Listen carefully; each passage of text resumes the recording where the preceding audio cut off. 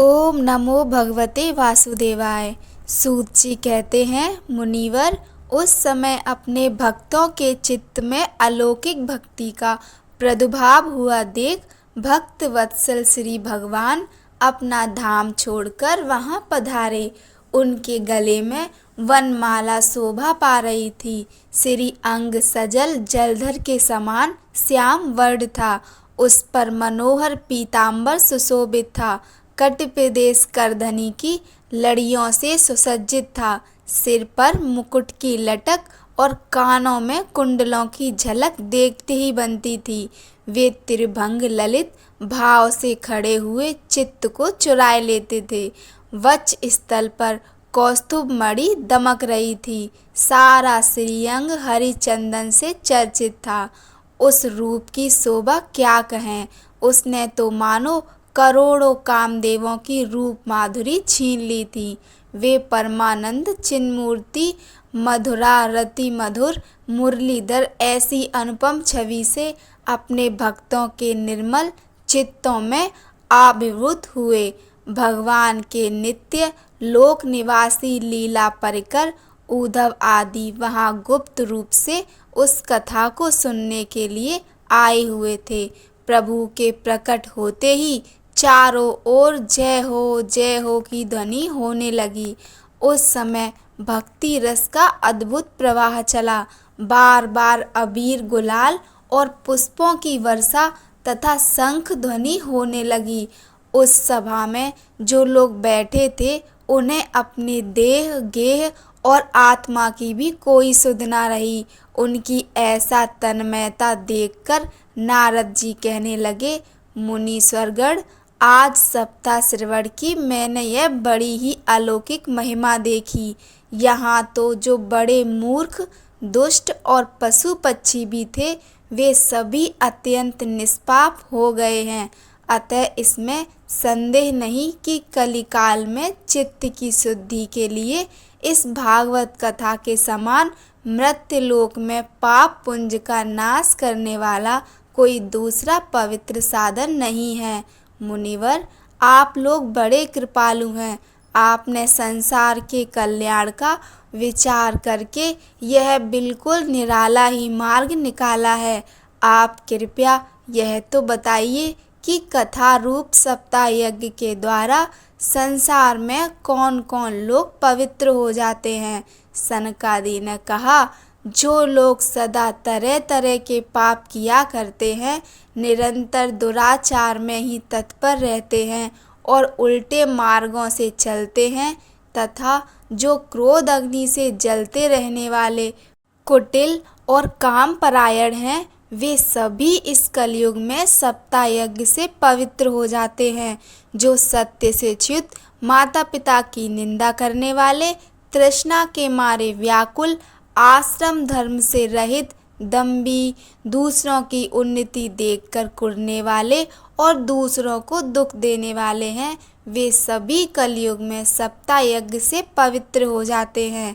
जो मदिरापान, ब्रह्म हत्या, सुवर्ण की चोरी, गुरु स्त्री गमन और विश्वासघात, ये 5 महापाप करने वाले, छल छलपरायण, क्रूर, पिशाचों के समान निर्दयी, ब्राह्मणों के धन से पुष्ट होने वाले और व्यभिचारी हैं, वे भी कलयुग में सप्ताह यज्ञ से पवित्र हो जाते हैं। जो दुष्ट आग्रह पूर्वक सदा मन, वाणी या शरीर से पाप करते रहते हैं, दूसरे के धन से ही पुष्ट होते हैं तथा मलिन मन और दुष्ट हृदय वाले हैं, वे भी कलयुग में सप्ताह यज्ञ से पवित्र हो जाते हैं। नारद जी, अब हम तुम्हें इस विषय में एक प्राचीन इतिहास सुनाते हैं। उसके सुनने से ही सब पाप नष्ट हो जाते हैं। पूर्व काल में तुंगभद्रा नदी के तट पर एक अनुपम नगर बसा हुआ था। वहाँ सभी वर्णों के लोग अपने अपने धर्मों का आचरण करते हुए सत्य और सत्कर्मों में तत्पर रहते थे। उस नगर में समस्त वेदों का विशेषज्ञ और स्रोत स्मार्त कर्मों में निपुण एक आत्मदेव नामक ब्राह्मण रहता था। वह साक्षात दूसरे सूर्य के समान तेजस्वी था। वह धनी होने पर भी भिक्षाजीवी था। उसकी प्यारी पत्नी धुंधली, कुलीन एवं सुंदरी होने पर भी सदा अपनी बात पर अड़ जाने वाली थी। उसे लोगों की बात करने में सुख मिलता था। स्वभाव था क्रूर, प्राय कुछ ना कुछ बकवाद करती रहती थी। गृह कार्य में निपुण थी, कृपण थी और थी झगड़ालू भी। इस प्रकार ब्राह्मण दंपति प्रेम से अपने घर में रहते और विहार करते थे। उनके पास अर्थ और भोग विलास की सामग्री बहुत थी। घर द्वार भी सुंदर थे, परंतु उससे उन्हें सुख नहीं था। जब अवस्था बहुत ढल गई तब उन्होंने संतान के लिए तरह तरह के पुण्य कर्म आरंभ किए और वे दीन दुखियों को गौ, पृथ्वी, सुवर्ण और वस्त्र आदि दान करने लगे। इस प्रकार धर्म मार्ग में उन्होंने अपना आधा धन समाप्त कर दिया, तो भी उन्हें पुत्र या पुत्री किसी का भी मुख देखने को ना मिला। इसलिए अब वह ब्राह्मण बहुत ही चिंतातुर रहने लगा। एक दिन वह ब्राह्मण देवता बहुत दुखी होकर घर से निकलकर वन को चल दिया। दोपहर के समय उसे प्यास लगी, इसलिए वह एक तालाब पर आया। संतान के अभाव के दुख ने उसके शरीर को बहुत सुखा दिया था, इसलिए थक जाने के कारण जल पीकर वह वहीं बैठ गया। 2 घड़ी बीतने पर वहाँ एक सन्यासी महात्मा आए। जब ब्राह्मण देवता ने देखा कि वे जल पी चुके हैं, तब वह उनके पास गया और चरणों में नमस्कार करने के बाद सामने खड़े होकर लंबी लंबी सांसें लेने लगा। सन्यासी ने पूछा, कहो ब्राह्मण देवता, रोते क्यों हो? ऐसी तुम्हें क्या भारी चिंता है? तुम जल्दी ही मुझे अपने दुख का कारण बताओ। ब्राह्मण ने कहा, महाराज, मैं अपने पूर्व जन्म के पापों से संचित दुख का क्या वर्णन करूं। अब मेरे पितर मेरे द्वारा दी हुई जलांजलि के जल को अपनी चिंता जनित सांस से कुछ गर्म करके पीते हैं। देवता और ब्राह्मण मेरा दिया हुआ प्रसन्न मन से स्वीकार नहीं करते। संतान के लिए मैं इतना दुखी हो गया हूँ कि मुझे सब सूना ही सूना दिखाई देता है। मैं प्राण त्यागने के लिए यहाँ आया हूँ। संतानहीन जीवन को धिक्कार है, संतानहीन गृह को धिक्कार है, संतानहीन धन को धिक्कार है और संतानहीन कुल को धिक्कार है। मैं जिस गाय को पालता हूँ वह भी सर्वथा बांझ हो जाती है। जो पेड़ लगाता हूँ उस पर भी फल फूल नहीं लगते। मेरे घर में जो फल आता है वह भी बहुत जल्दी सड़ जाता है। जब मैं ऐसा अभागा और पुत्रहीन हूँ, तब फिर इस जीवन को ही रखकर मुझे क्या करना है। यों कहकर वह ब्राह्मण दुख से व्याकुल हो उन सन्यासी महात्मा के पास फूट फूट कर रोने लगा। तब उन यतिवर की हृदय में बड़ी करुणा उत्पन्न हुई। वे योगनिष्ठ थे। उन्होंने उसके ललाट की रेखाएं देखकर सारा वृतांत जान लिया और फिर उसे विस्तार पूर्वक कहने लगे। सन्यासी ने कहा, ब्राह्मण देवता, इस प्रजा प्राप्ति का मोह त्याग दो। कर्म की गति प्रबल है। विवेक का आश्रय लेकर संसार की वासना छोड़ दो। विप्रवर, सुनो, मैंने इस समय तुम्हारा प्रारब्ध देखकर निश्चय किया है कि 7 जन्म तक तुम्हारे कोई संतान किसी प्रकार नहीं हो सकती। पूर्व काल में राजा सगर एवं अंग को संतान के कारण दुख भोगना पड़ा था। ब्राह्मण, अब तुम कुटुंब की आशा छोड़ दो। संन्यास में ही सब सुख है। ब्राह्मण ने कहा, महात्मा जी, विवेक से मेरा क्या होगा, मुझे तो बलपूर्वक पुत्र दीजिए, नहीं तो मैं आपके सामने ही शोक मूर्छित होकर अपने प्राण त्यागता हूँ। जिसमें पुत्र स्त्री आदि का सुख नहीं है, ऐसा संन्यास तो सर्वथा नीरस ही है। लोक में सरस तो पुत्र पौत्रादि से भरा पूरा गृहस्थ आश्रम ही है। ब्राह्मण का ऐसा आग्रह देखकर उन तपोधन ने कहा, विधाता के लेख को मिटाने का हठ करने से राजा चित्रकेतु को बड़ा कष्ट उठाना पड़ा था। इसलिए देव जिसके उद्योग को कुचल देता है, उस पुरुष के समान तुम्हें भी पुत्र से सुख नहीं मिल सकेगा। तुमने तो बड़ा हठ पकड़ रखा है और अर्थी के रूप में तुम सामने उपस्थित हो। ऐसी दशा में तुमसे क्या कहूँ। जब महात्मा जी ने देखा कि यह किसी प्रकार अपना आग्रह नहीं छोड़ता, तब उन्होंने उसे एक फल देकर कहा, इसे तुम अपनी पत्नी को खिला देना, इससे उसके एक पुत्र होगा। तुम्हारी स्त्री को 1 साल तक सत्य, शौच, दया, दान और एक समय एक ही अन्न खाने का नियम रखना चाहिए।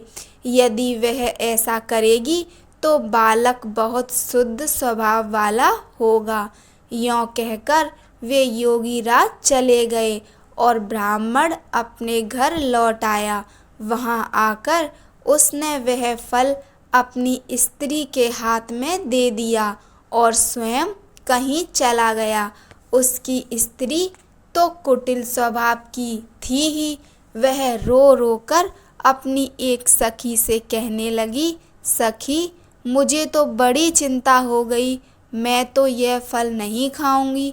फल खाने से गर्व रहेगा और गर्व से पेट बढ़ जाएगा, फिर कुछ खाया पिया जाएगा नहीं। इससे मेरी शक्ति क्षीण हो जाएगी। तब बता, घर का धंधा कैसे होगा। और देववश यदि कहीं गाँव में डाकुओं का आक्रमण हो गया तो गर्भवती स्त्री कैसे भागेगी। यदि सुखदेव जी की तरह यह गर्भ भी पेट में ही रह गया तो इसे बाहर कैसे निकाला जाएगा। और कहीं प्रसव काल के समय वह टेढ़ा हो गया तो फिर प्राणों से ही हाथ धोना पड़ेगा। यों भी प्रसव के समय बड़ी भयंकर पीड़ा होती है। मैं सुकुमारी भला यह सब कैसे सह सकूंगी। मैं जब दुर्बल पड़ जाऊंगी तब ननंद रानी आकर घर का सब माल मता समेट ले जाएंगी और मुझसे तो सत्य शौच आदि नियमों का पालन होना भी कठिन ही जान पड़ता है। जो स्त्री बच्चा जनती है उसे उस बच्चे के लालन पालन में भी बड़ा कष्ट होता है। मेरे विचार से तो वंध्या या विधवा स्त्रियां ही सुखी हैं। मन में ऐसे ही तरह तरह के कुतर्क उठने से उसने वह फल नहीं खाया और जब उसके पति ने पूछा, फल खा लिया, तब उसने कह दिया, हाँ खा लिया। एक दिन उसकी बहन अपने आप ही उसके घर आई। तब उसने अपनी बहन को सारा वृतांत सुनाकर कहा कि मेरे मन में इसकी बड़ी चिंता है। मैं इस दुख के कारण दिनों दिन दुबली हो रही हूँ। बहन, मैं क्या करूँ। बहन ने कहा, मेरे पेट में बच्चा है, प्रसव होने पर वह बालक मैं तुझे दे दूंगी।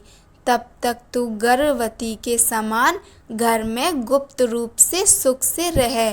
तू मेरे पति को कुछ धन दे देगी तो वे तुझे अपना बालक दे देंगे। हम ऐसी युक्ति करेंगे कि जिसमें सब लोग यही कहें कि इसका बालक 6 महीने का होकर मर गया और मैं नित्य प्रति तेरे घर आकर उस बालक का पालन पोषण करती रहूंगी।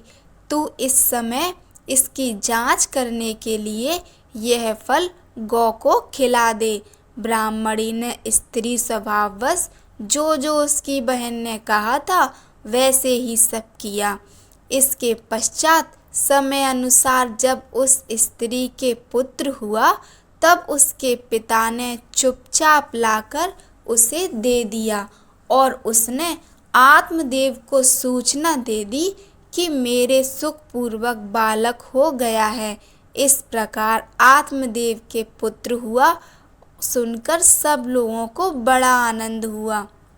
ब्राह्मण देव ने उसका जात कर्म संस्कार करके ब्राह्मणों को दान दिया और उसके द्वार पर गाना बजाना तथा अनेक प्रकार के मांगलिक कृत्य होने लगे।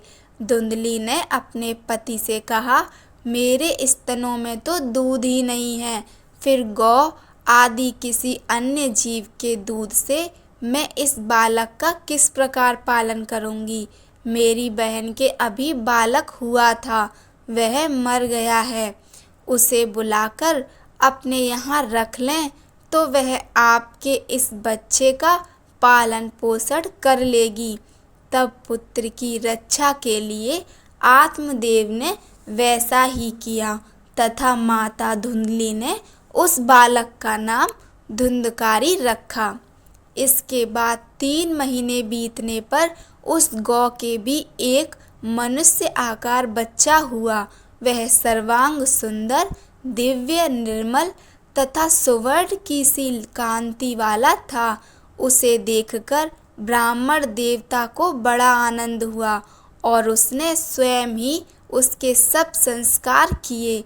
इस समाचार से और सब लोगों की बड़ा आश्चर्य हुआ और वे बालक को देखने के लिए आए तथा आपस में कहने लगे, देखो भाई, अब आत्मदेव का कैसा भाग्योदय हुआ है। कैसे आश्चर्य की बात है कि गौ के भी ऐसा दिव्य रूप बालक उत्पन्न हुआ है। देवयोग से इस गुप्त रहस्य का किसी को भी पता ना लगा। आत्मदेव ने उस बालक के गौ के से कान देखकर उसका नाम गौकर्ण रखा।